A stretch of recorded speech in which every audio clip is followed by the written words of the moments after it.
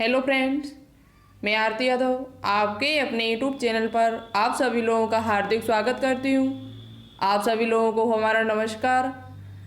तो आज हम आपके लिए सेल बायोलॉजी से रिलेटेड मॉक टेस्ट नंबर 2 लेकर आए हुए हैं। जैसा कि आप सभी को पता है, इससे पिछली वाली जो वीडियो थी उसमें हमने आपको सेल बायोलॉजी से 20 क्वेश्चंस करा दिए थे। हमने आपसे बोला था कि हम आपको सेल बायोलॉजी से कुछ मोस्ट इंपोर्टेंट जो आपके एग्जाम में पूछे जाने की संभावना है क्वेश्चंस की, वो सभी क्वेश्चंस हम आपको कराएंगे और 50 क्वेश्चंस कराएंगे। 50 में हम 20 क्वेश्चंस आपको करा चुके। आज बचे हुए जो 30 क्वेश्चन है वो आपको इस वीडियो में पूरे मिलेंगे। तो वीडियो थोड़ा लंबा होगा, लेकिन आज की वीडियो आपके लिए बहुत ज़्यादा इम्पोर्टेंट है और बहुत कुछ आज आपको सीखने को भी मिलेगा।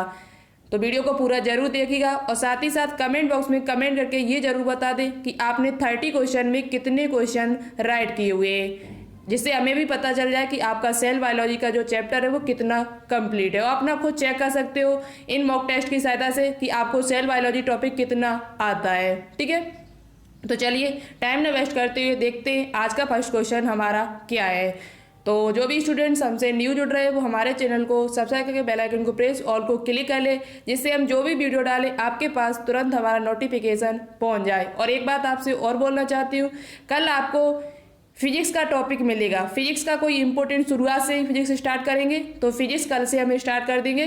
फिजिक्स का कोई आपको टॉपिक मिलेगा अच्छा सा जो आपके एग्जाम में पूछा जा सकता है।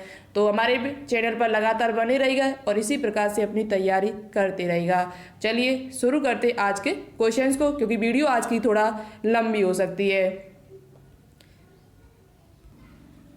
तो आज का देखते हैं क्वेश्चन नंबर 21 क्वेश्चन हमने आपको होमवर्क में दिया हुआ था। क्वेश्चन था हमारा कि निम्न में से किस कोशिकांग की झिल्ली एकैरी होती है, यानी ऐसा कौन सा कोशिकांग है जिस पर सिंगल मेम्ब्रेन पाई जाती है। तो वो आपका लाइसोसोम्स था और बहुत सारे स्टूडेंट्स ने इसका आंसर भी राइट दिया। बहुत बहुत थैंक यू जो आपने अच्छा आंसर दिया हुआ है। तो इसका राइट आंसर था ऑप्शन नंबर बी। लाइसोसोम्स जो होता है उसकी जो झिल्ली होती है वो सिंगल मेम्ब्रेन होती है। कैसी होती है? सिंगल मेम्ब्रेन युक्त होती है। तो ऑप्शन नंबर जो बी था वो इस क्वेश्चन का राइट आंसर था। ठीक है, चलिए नेक्स्ट क्वेश्चन देखते हैं। नेक्स्ट क्वेश्चन आपका नीट 2017 में पूछा हुआ क्वेश्चन है और आप इस क्वेश्चन को लगा भी सकते हो, क्योंकि हमने इतना डिटेल से आपको सेल बायोलॉजी पढ़ाया है कि आप नीट के भी क्वेश्चन अच्छी तरीके से लगा लोगे। तो देखते हैं क्वेश्चन क्या है कि निम्नलिखित में से एक कोशिकांग एटीपी बनाने के लिए कार्बोहाइड्रेट से ऊर्जा निकालने के लिए उत्तरदायी होता है। निम्नलिखित में से कौन सा ऐसा कोशिकांग है जो एटीपी बनाने के लिए कार्बोहाइड्रेट से ऊर्जा निकालने के लिए उत्तरदायी होता है। तो जैसा कि आप सभी को पता होगा, एटीपी का निर्माण कौन करता है? तो एटीपी का निर्माण एक कोशिकांग होता है कोशिका के अंदर, जिसका नाम है माइटोकॉन्ड्रिया, जिसे हम कहते हैं सूत्रकणिका। किसे कहते हैं? सूत्रकणिका जो होती है वो ऊर्जा जो उत्पन्न करती है वो किसके रूप में करती है? एटीपी रूप, जिसका फुल फॉर्म है एडिनोसिन ट्राइफॉस्फेट। तो ऑप्शन नंबर जो सी होगा वो इस क्वेश्चन का राइट आंसर होगा। आज के क्वेश्चंस वास्तव में बहुत ही अच्छे क्वेश्चन है, तो वीडियो को पूरा जरूर देखिएगा। बहुत कुछ आज आप नया सीखने को मिलेगा और इसी प्रकार के क्वेश्चंस आपको एग्जाम में भी मिलेंगे। ठीक है, देखते हैं आगे क्वेश्चन क्या है। आगे नेक्स्ट क्वेश्चन है हमारा कि निम्न में से कौन सा अवयव बैक्टीरियल कोशिका को चिपकने की विशिष्टता प्रदान करता है। निम्न में कौन सा ऐसा अवयव है जो बैक्टीरियल कोशिका यानी बैक्टीरिया की कोशिका को चिपकने की विशिष्टता प्रदान करता है। ये भी क्वेश्चन अच्छा क्वेश्चन है और हमने आपको बताया हुआ है वीडियो में। जब हमने आपको प्रोकैरियोटिक कोशिका पढ़ाई थी तब हमने आपको ये क्वेश्चन बताया था। तो जिन्होंने अभी तक प्रोकैरियोटिक कोशिका के बारे में नहीं देखा है तो एक बार उस वीडियो को जरूर देखें। ठीक है, तो बात करते हैं इसका राइट आंसर क्या है। तो इसका जो राइट आंसर है वो ऑप्शन नंबर सी है, ग्लाइकोकैलिक्स। अब बात करते हैं क्या होता है। तो देखिएगा ग्लाइकोकैलिक्स क्या होता है। तो देखो आपको पता है, जिन्होंने वीडियो को देखा होगा प्रोकैरियोटिक वाली उनको पता होगा। हमने आपको बताया था जो जीवाणु की कोशिका भित्ति होती है वो 3 स्तरों से मिलकर बनी होती है। कितने स्तरों से? 3 स्तरों। थोड़ा हम बता दें जिससे आपको और समझ में आ जाए। सबसे बाहरी जो झिल्ली होती है, जब सबसे बाहरी जो मेम्ब्रेन होती है वो ग्लाइकोकैलिक्स की बनी होती है। उसके बाद उसे ग्लाइकोकैलिक्स कहा जाता है। दूसरी जो होती है उसे कोशिका भित्ति कहा जाता है और तीसरी जो होती है उसे कोशिका झिल्ली कहा जाता है। तो बैक्टीरिया के बाहर जो झिल्ली पाई जाती है उसे क्या कहा जाता है? ग्लाइकोकैलिक्स कहा जाता है। जो बैक्टीरिया कोशिका को को चिपकने में विशिष्टता प्रदान करती है। ठीक है, तो ये ऑप्शन नंबर जो सी है वो इस क्वेश्चन का राइट आंसर है। ग्लाइकोकैलिक्स जो होता है बैक्टीरिया में पाए जाते हैं और ये उसको क्या करते हैं, चिपकने की विशिष्टता प्रदान करते हैं। तो आपको यहाँ से पता लग गया होगा बैक्टीरिया एक प्रकार का प्रोकैरियोटिक कोशिका है और प्रोकैरियोटिक कोशिका के साथ साथ इसमें 3 परतें पाई जाती हैं, ग्लाइकोकैलिक्स, कोशिका भित्ति और कोशिका झिल्ली। ठीक है, तो ऑप्शन नंबर कौन सा राइट होगा, ऑप्शन नंबर जो सी होगा वो हमारा राइट आंसर होगा।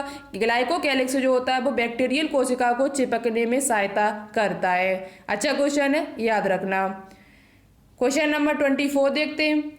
जीवाणु के जीनोम में मिलता है, जीवाणु के जीनोम में क्या मिलता है, जीनों के समूह को हम जीनोम कहते हैं। तो जीवाणु के जीनोम में क्या मिलता है, तो जीवाणु एक प्रकार की प्रोकैरियोटिक कोशिका है। तो आपको पता है जो प्रोकैरियोटिक कोशिकाएं होती है उनमें हिस्टोन प्रोटीन नहीं पाई जाती बल्कि केवल डीएनए होता है। क्या होता है उनमें, डीएनए। तो जीवाणु जितने भी होते हैं वो कैसे होते हैं, हिस्टोन रहित डीएनए होते हैं। कैसे होते हैं, हिस्टोन रहित डीएनए। इसका मतलब है कि उसमें डीएनए तो पाया जाता है लेकिन हिस्टोन प्रोटीन उनमें नहीं पाई जाती है। इसलिए ऑप्शन नंबर जो बी होगा वो इस क्वेश्चन का राइट आंसर होगा।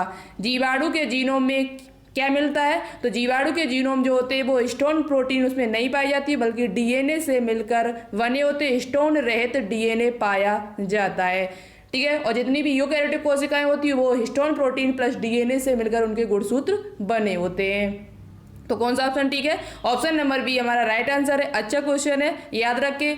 और जो भी पॉइंट हम अलग से आपको क्वेश्चन अच्छे लगे उन्हें नोटबुक पे नोट डाउन जरूर करते चलें। जीवन का भौतिक आधार है, बहुत ही अच्छा क्वेश्चन है और बहुत ही फेमस क्वेश्चन है, एग्जाम में हर बार पूछा ही जाता है कभी न कभार कि जीवन का भौतिक आधार है, जीवन का भौतिक आधार किसे कहा जाता है। तो जीवन का भौतिक आधार जीव द्रव्य को, प्रोटोप्लाज्म को कहा जाता है। यदि आपसे पूछा जाए कि जीवन की इकाई किसे कहा जाता है, जीवन की इकाई यानी यूनिट ऑफ लाइफ किसे कहा जाता है, तो वो आपका कोशिका को कहा जाता है। तो ये दोनों ही क्वेश्चन बहुत इंपॉर्टेंट है कि पूछा जाता है कि जीवन की इकाई किसे कहा जाता है, तो कोशिका को कहा जाता है। पूछा जाए कि जीवन का भौतिक आधार किसे कहा जाता है, तो वो आपका जीव द्रव्य को कहा जाता है, क्योंकि जीव द्रव्य में कोशिका के अंदर जो भी क्रियाएं होती है वो सभी इसी में चलती हैं।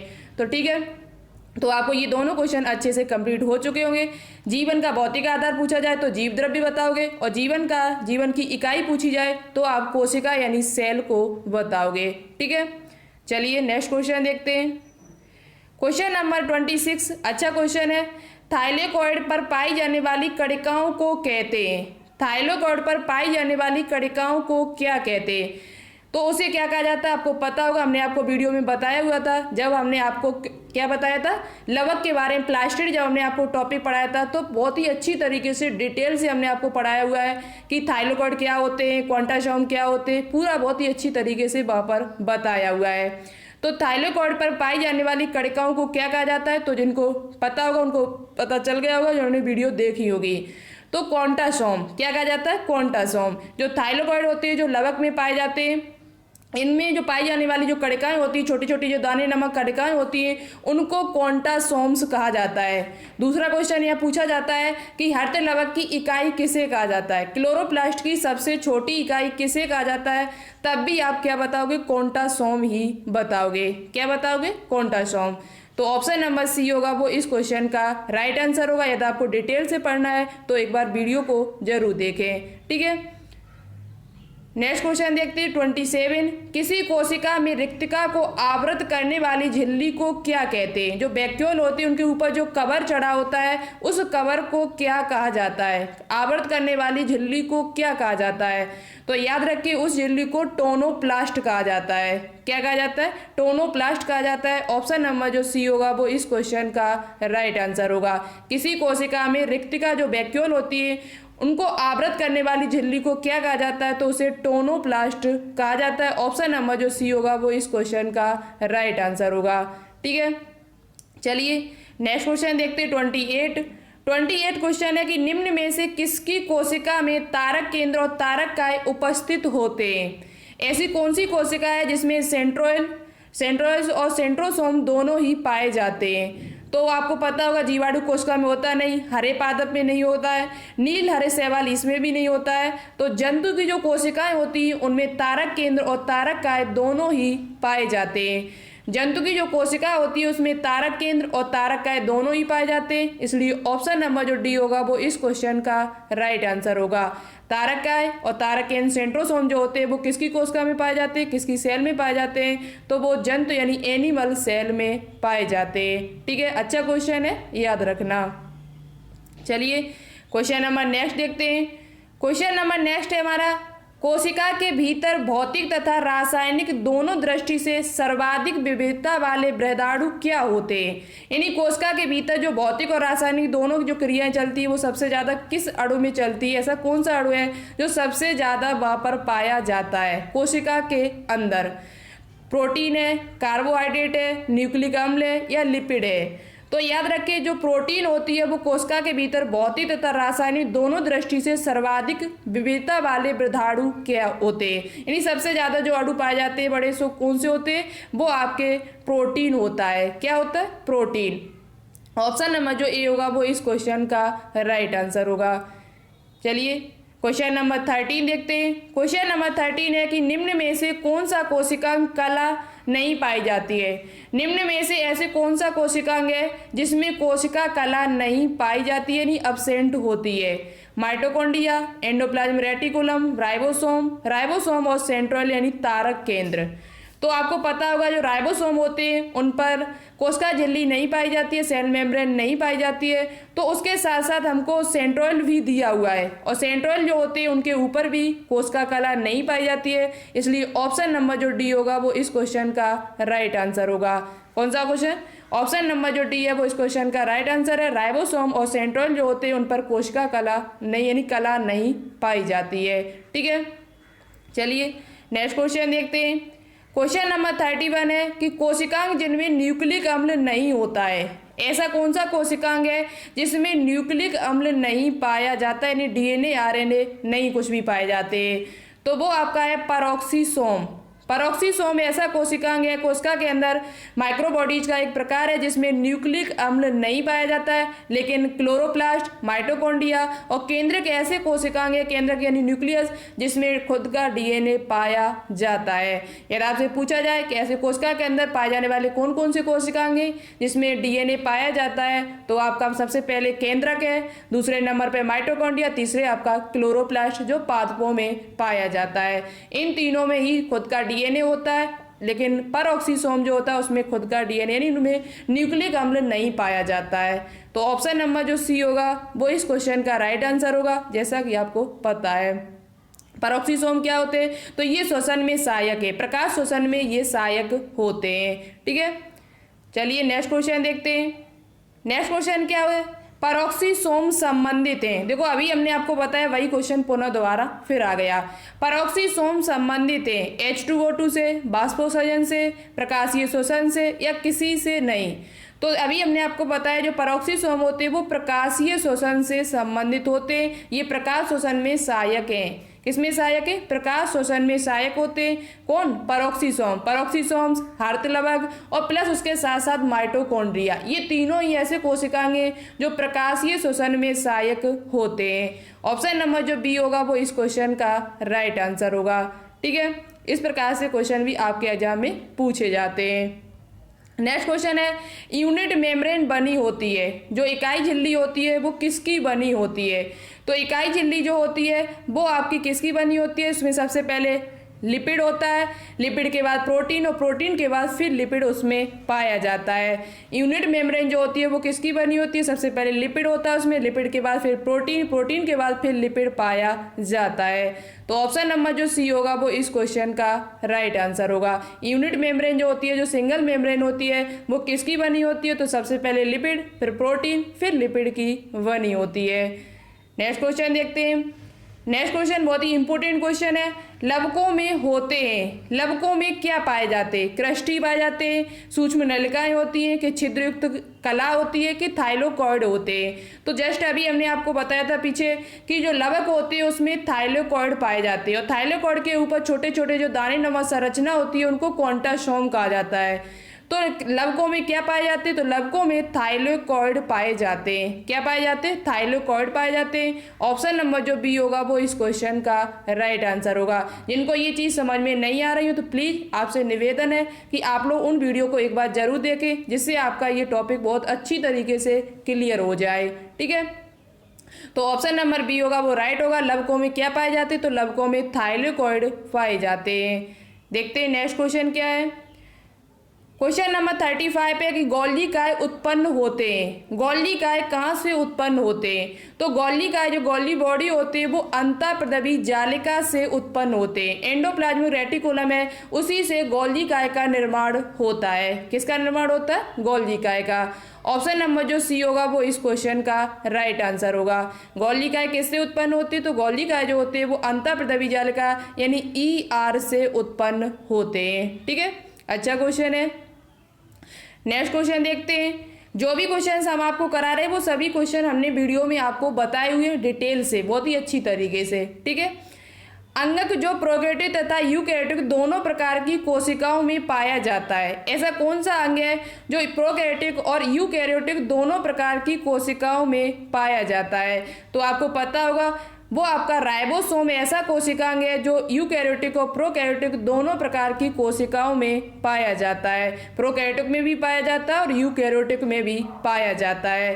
तो ऑप्शन नंबर जो बी होगा वो इस क्वेश्चन का राइट आंसर होगा। ऐसा अंग कौन सा है जो यूकैरियोटिक प्रोकैरियोटिक दोनों में पाया जाता है, वो क्या आपका राइबोसोम, जो प्रोटीन का संश्लेषण करता है, जिसे प्रोटीन की फैक्ट्री कहा जाता है। नेक्स्ट क्वेश्चन है, कौन अर्ध स्वायत्त यानी सेमी ऑटोनोमस कोशिकांग है। ये क्वेश्चन हमने आपको कल भी कराया था, लेकिन इस प्रकार से भी क्वेश्चन आपको पूछा जाता है। वो क्वेश्चन चेंज था, ये क्वेश्चन अलग से था, थोड़ा चेंज है थोड़ा। तो कौन अर्ध स्वायत्त सेमी ऑटोनोमस कोशिकांग है, तो आपका जो अंतःप्रदवी जालिका है कि लाइसोसोम है कि हर्तलवक है कि अर्ध केंद्रक प्रोकैरियोन है। तो देखो हमने आपको बताया हुआ था जो अर्ध स्वायत्त कोशिकांग वो कोशिका के अंदर दो ही होते हैं। सबसे पहले माइटोकॉन्ड्रिया और दूसरे नंबर पे हमारा हर्तलवक। माइटोकॉन्ड्रिया और हर्तलवक, तो माइटोकॉन्ड्रिया आपको यहाँ पर दिया नहीं है, सिर्फ आपको क्या दिया यहाँ पर हर्तलवक दिया है। तो ऑप्शन नंबर जो सी होगा वो इस क्वेश्चन का राइट आंसर होगा। हर्तलवक यानी क्लोरोप्लास्ट जो होते हैं उनको अर्ध स्वायत्त कोशिकांग कहा जाता है, क्योंकि इनमें खुद का DNA पाया जाता है। इनमें खुद का DNA पाया जाता है, इसलिए इनको अर्ध स्वायत्त कोशिकांग के नाम से जाना जाता है, यानी सेमी ऑटोनोमस कोशिकांग के नाम से जाना जाता है। तो कौन सा है वो आपका हर्तलवक, और दूसरा क्या आपका माइटोकॉन्ड्रिया। तो दोनों के नाम अच्छे से याद कर लें, अच्छा क्वेश्चन है। ठीक है, नेक्स्ट क्वेश्चन देखते हैं। नेक्स्ट क्वेश्चन है हमारा कि सेंट्रोसोम जिम्मेदार है। सेंट्रोसोम किस में जिम्मेदार है, कोशिका पट्टिका के निर्माण में, कोशिका भित्ति विभाजन में, कोशिका विभाजन के आरंभन में, या कोशिका विभाजन को रोकने में। तो जो सेंट्रोसोम होते हैं, जो तारक काय होते हैं, वो किस में, आपको बताया हुआ था हमने जब तारक काय वाली वीडियो डाली थी, तो उसमें बताया था ये कोशिका विभाजन के आरंभन में सहायक होते हैं। कोशिका विभाजन में सहायक होते हैं, उसको आरंभ करते हैं। तो इसलिए ऑप्शन नंबर जो सी होगा वो इस क्वेश्चन का राइट आंसर होगा। सेंट्रोसोम किस में जिम्मेदार है, तो कोशिका विभाजन के आरंभन में जिम्मेदार है। ठीक है, नेक्स्ट क्वेश्चन देखते हैं। क्वेश्चन नंबर 39 है, कृष्टि संबंधित है। कृष्टि किससे संबंधित है, प्रकाश संश्लेषण से, प्रोटीन संश्लेषण से, श्वसन से, या वसा संश्लेषण से। तो देखो आपको सबसे पहले ये पता होना चाहिए कृष्टि पाए कहाँ जाते हैं। जिन्होंने वीडियो देखा होगा उनको तो पता होगा, जिन्होंने वीडियो नहीं देखा होगा उनको थोड़ा पता नहीं होगा, तो हम आपको समझा देते हैं। कृष्टि जो होती है वो माइटोकॉन्ड्रिया में पाई जाती है। आपने माइटोकॉन्ड्रिया की संरचना देखी होगी, वो दो झिल्ली युक्त होती है। कैसी होती है, दो झिल्ली युक्त होती है। तो उसमें ये जो बले होते हैं, जो अंदर की मुड़ी हुई संरचना होती है, ये इस प्रकार से ये इसके कृष्टि होते हैं। इनको क्या कहा जाता है, तो इसकी जो संरचना होती है इसे क्या कहा जाता है, कृष्टि कहा जाता है। तो अब आपको यहाँ से क्लियर हो गया होगा कृष्टि जो होते हैं वो कहाँ पर पाए जाते हैं, माइटोकॉन्ड्रिया में पाए जाते हैं। उसकी जो अंतः झिल्ली होती है माइटोकॉन्ड्रिया की उसमें पाए जाते हैं। अब बात करते हैं माइटोकॉन्ड्रिया का काम क्या होता है, तो माइटोकॉन्ड्रिया का काम प्रकाश संश्लेषण है नहीं, और प्रोटीन संश्लेषण भी करना नहीं है, वसा में संश्लेषण करना भी नहीं है। तो बचा क्या, श्वसन से। वैसे भी माइटोकॉन्ड्रिया का काम क्या होता है, श्वसन में सहायक होती है वो। तो इसलिए ऑप्शन नंबर जो सी होगा वो हमारा राइट आंसर होगा। तो देखो क्वेश्चन कितना इन्होंने घुमाया, कृष्टि संबंधित है। अब आपको पता होना चाहिए कृष्टि पाए कहाँ जाते हैं, फिर वो उसका काम क्या है, तब आपको ये क्वेश्चन सॉल्व कर पाते। तो क्रस्टी जो होते हैं वो श्वसन से संबंधित होते हैं। किससे संबंधित होते हैं? श्वसन से। चलिए नेक्स्ट क्वेश्चन देखते हैं। क्वेश्चन नंबर 40 बहुत इजी क्वेश्चन है। 70S राइबोसोम खंडित होता है। 70S राइबोसोम को जब खंडित किया जाए, 2 टुकड़ों में बांटा जाए, तो ये कितने कितने में बटेगा?